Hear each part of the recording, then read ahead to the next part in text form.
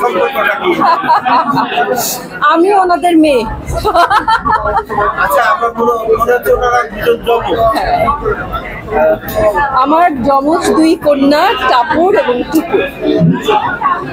এখন অনেকদিন যাবৎ আপনার কাজ দেখছিলাম, এখন আসলে কি কাজের কোনো অফার পাইছেন কিংবা অনেকদিন ধরে আমার কাজ দেখছেন না, তাহলে তো কাজই দেখেন না ভাইয়া।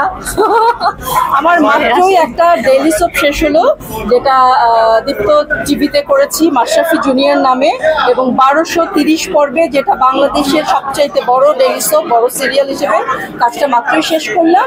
এবং এটা অত্যন্ত পপুলার একটা সিরিয়াল, যে মাশরাফি জুনিয়র দর্শকদের এমন কথা আছে যে আপু এই সিরিয়ালটা না দেখলে রাতে ঘুম আসে না।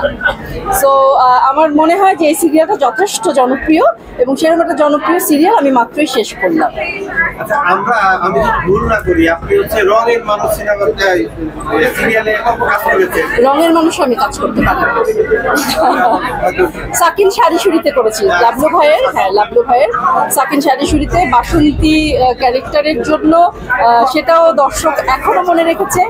এখনো আমাকে দর্শক বা লোকজন যাই বলি না কেন, তারা এখনো আমাকে বাসন্তী বৌদি বলে ডাকে, এবং এই বাসন্তীকে তারা ভীষণভাবে মিস করে, এবং তারা খুব ভালোবাসে বাসন্তী হিসেবে আমাকে। আগামীতে আমরা আপনাকে বড় করতে এগুলো সিনেমা। হ্যাঁ, আমি পরশুদিন একটা কাজ শেষ করে আসলাম, রাজবাড়িতে শুটিংটা হয়েছে। এটা সরকারি অনুদানের একটা সিনেমা। সিনেমাটির নাম ভূমিকায় আমি অভিনয় করছি। আশা করছি কাজটি ভালো হবে। আমি আমার জায়গা থেকে যথেষ্ট মানে পরিশ্রম করে কাজটি করার চেষ্টা করেছি। এখন দেখা যাক, সেটা যখন পোস্ট প্রোডাকশনের কাজ হবে তখন বুঝতে পারবো যে কাজটির অবস্থা। আমি এটা পেলাম বেস্ট সাপোর্টিং ক্যারেক্টার, সাপোর্টিং। আচ্ছা আপু, এই সামনে 14 ফেব্রুয়ারি আপনার মতে মানে ভালোবাসার সংজ্ঞাটা কি?